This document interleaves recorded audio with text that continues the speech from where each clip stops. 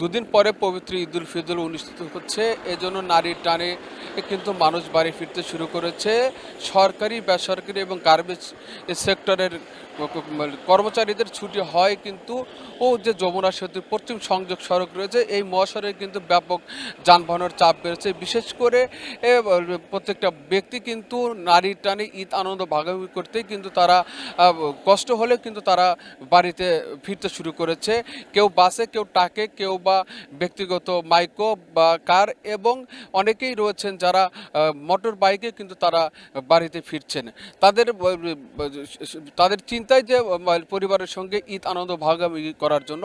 আমি এখন যেখানে দাঁড়িয়ে আছি, যমুনা সেতু পশ্চিম সংযোগ সড়কের যে টোল প্লাজা এলাকা, সেই এলাকা কিন্তু আমি যদি দেখাই যে কিন্তু মহাসড়কে কিন্তু ব্যাপক যানবাহনের চাপ বেড়েছে। অনেকে কিন্তু খোলা ট্রাকে এর ছাদে করে কিন্তু ফিরতে শুরু করেছেন। বিশেষ করে এই মহাসড়কে আমরা দেখতে পাচ্ছি যে ট্রাকে করে কিন্তু মানুষ বেশি ফিরছেন, এবং মাইক্রো এবং ব্যক্তিগত কার এবং মোটর বাইক রয়েছে। এই মোটর বাইকে কিন্তু অনেকে ফিরতে শুরু করেছে। গত 24 ঘন্টায় এই মহাসড়ক দিয়ে প্রায় 52,000 গাড়ি পারাপার হয়েছে।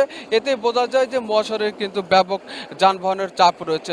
তবে সরকারের নানামুখী উদ্যোগের ফলে কিন্তু এবার অনেকটাই স্বস্তি নিয়ে কিন্তু মানুষ বাড়ি ফিরতে শুরু করেছে। বিশেষ করে ঢাকা থেকে রংপুর পর্যন্ত 4 লেন সম্পূর্ণ হয়, এবং যমুনা সেতু পশ্চিম সংযোগ সড়ক থেকে হাটিকুমরুল হাইওয়ে পর্যন্ত 11টি উড়াল সেতু সম্পূর্ণ হয়, এবং হাটিকুমরুল যে ইন্টারচেঞ্জ রয়েছে, সেই ইন্টারচেঞ্জের অনেকগুলো সার্ভিস লেন খুলে দেয়, কিন্তু অনেকটা স্বস্তি নিয়ে উত্তরাঞ্চল এবং দক্ষিণ অঞ্চলের মানুষ তারা পারাপার হচ্ছেন নির্বিঘ্নে, শান্তিপূর্ণ মধ্য দিয়ে।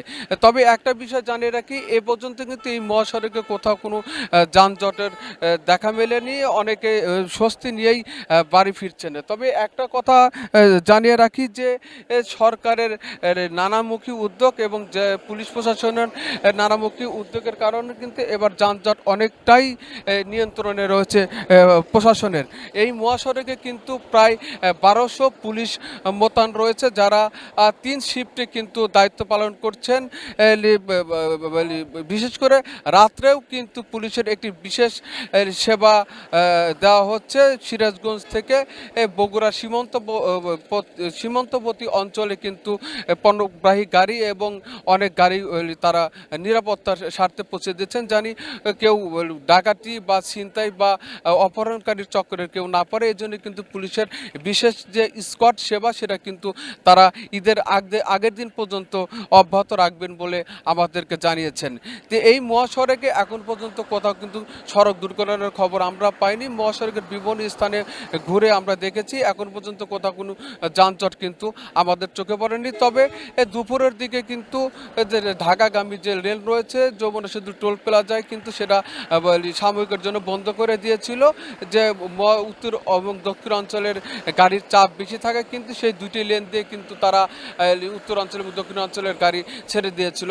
পরবর্তী সময়ে প্রায় আধা ঘন্টার মধ্যে কিন্তু আবার সেই ঢাকাগামী লেন দুটি খুলে দেওয়া হয়েছে। তবে এখন পর্যন্ত এই মহাসড়কে কিন্তু সার্বিক যে অবস্থা, সেটা স্বাভাবিক গতিতেই কিন্তু গাড়ি চলাচল করছে।